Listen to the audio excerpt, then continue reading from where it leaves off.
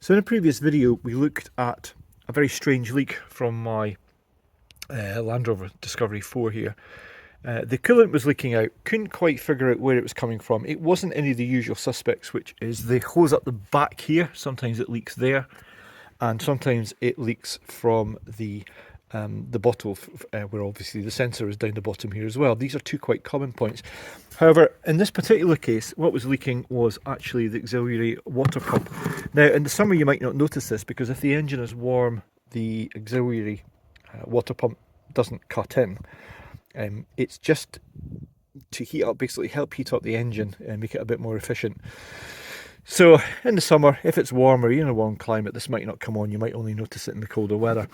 So this was what had gone, and it was actually leaking, and it turns out it was leaking basically at the back of this, and it couldn't really be seen. Now I've taken this to bits and everything looks okay, apart from it's not very easy to see. However, it basically is the rubber seal. You could see the integrity of the seal has gone just in there. The rest of the seal looks not too bad, but here I'm presuming it's because it's been either seated wrongly, incorrectly, or because there's been a little bit of the fluid has been sitting in here, and perhaps it's been a little bit corroded. Perhaps these screws here hadn't been tightened enough. So I think it's possible to resurrect this if I can get the correct rubber seal for here.